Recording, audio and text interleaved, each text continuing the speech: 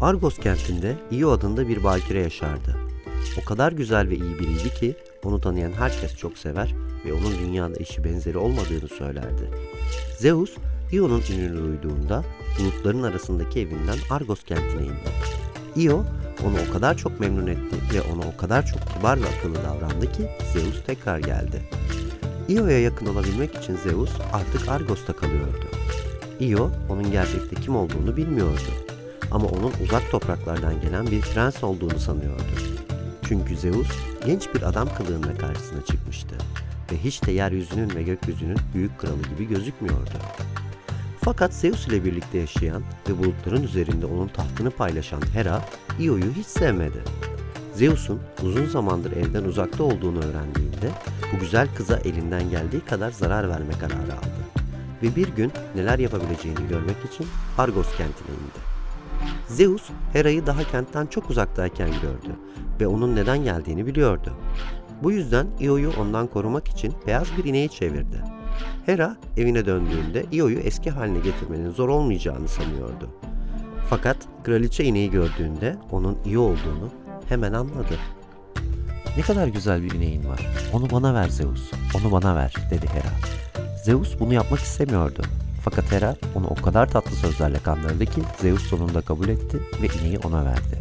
Io'yu kraliçeden geri almanın ve onu eski haline geri getirmenin çok uzun zaman almayacağını sanıyordu. Ama Hera güvenilmeyecek kadar zeki bir kadındı. İneği boynuzlarından tutup götürdü.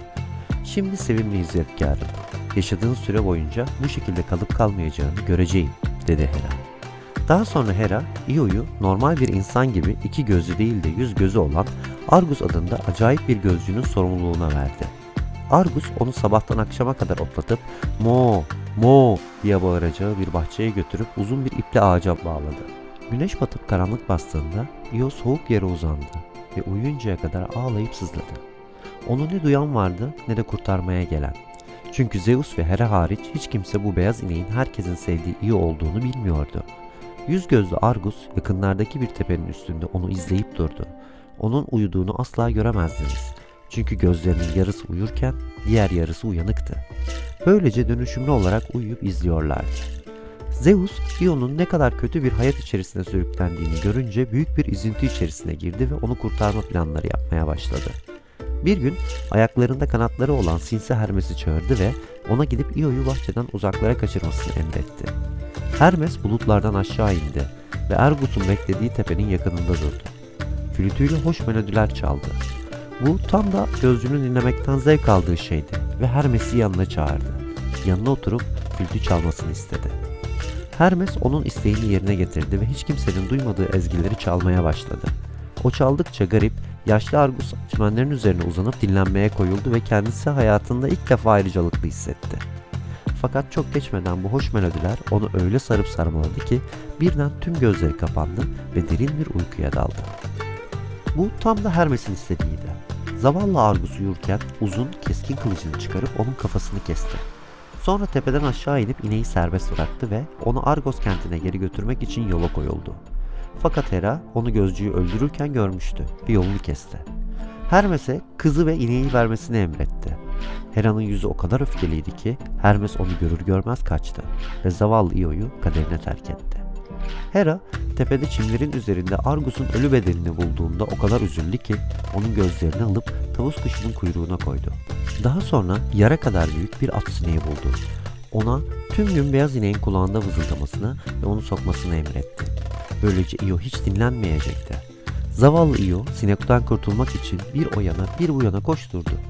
Sinek onu acı ve korkudan delirtene veya ölmek için yalvarıncaya dek rahatsız etti. Günler günleri kovaladı. Io ormandan ağaçsız yaylalara, sahillere kadar kaçtı. Çok geçmeden denizin dar bir boğazına geldi. Karşı tarafta dinlenebileceğini düşündü ve denize atlayıp karşıya yüzdü. Bu atladığı yere o günden beri ineğin denizi anlamına gelen Bosforus, yani Boğaziçi denilmektedir. Daha sonra yabancı topraklarda yürümeye devam etti. Fakat ne yaptıysa bir türlü at sineğinden kurtulamadı. Bir zaman sonra zirveleri gökyüzüne dokunan karlı dağların olduğu bir yere geldi. Orada dinlenmek için durdu. Soğuk dağlara baktı. Her şeyin sakin ve muhteşem olduğu bu yerde ölmeyi diledi. Fakat bakınırken yeryüzü ile gökyüzünün tam ortasında kayalara zincirlenmiş büyük bir vücut gördü ve onun ateşi insanlığa verdiği için Zeus'un kayalara zincirlettiği genç titan Prometheus olduğunu hemen anladı. Benim acım onunkiler kadar büyük değil diye düşündü ve gözleri yaşlarla doldu. Sonra Prometheus aşağıya bakıp onunla konuştu. Sesi çok kibar ve sakindi. Kim olduğunu biliyorum dedi ve ona ümidini kaybetmemesini, önce güneye sonra batıya gitmesini ve çok geçmeden dinlenecek bir yer bulacağını söyledi. Eğer Io yapabilseydi ona teşekkür edecekti. Ama konuşmaya çalıştığında sadece Mo diyebildi. Prometheus konuşmaya devam etti ve ona eski haline dönüşeceği zamanın geleceğini ve kahramanlar ırkının anası olacağı için yaşaması gerektiğini söyledi.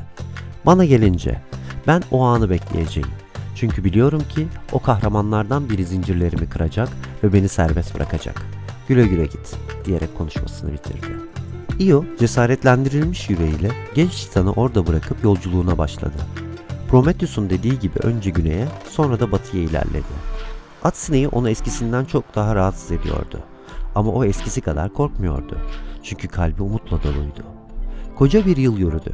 Sonunda Afrika'da Mısır topraklarına vardı.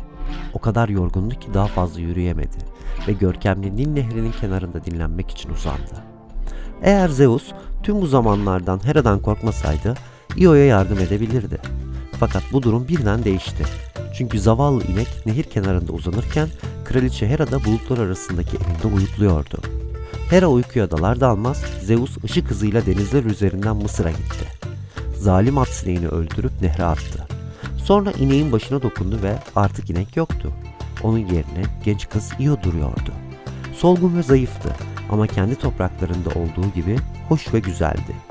Zeus ne bir tek kelime etti ne de kendini yorgun ve titrek kıza gösterdi. Tekrar ışık hızıyla göklerdeki evine döndü. Çünkü Hera'nın uyanıp yaptıklarını görmesinden korkuyordu. Mısırlılar Io'ya çok kibar davrandı ve güneşli topraklarda bir ev verdi. Çok geçmeden Mısır kralı ondan karısı olmasını istedi ve onu kraliçesi yaptı. Nil Nehri'nin kıyısındaki mermerden malikanelerinde uzun ve mutlu bir hayat sürdüler. Yıllar sonra Io'nun torunlarının torunlarının torunu Prometheus'un zincirlerini kırdı ve insanoğlunun yüce dostunu özgür bıraktı. Bu kahramanın adı Herkül'dü.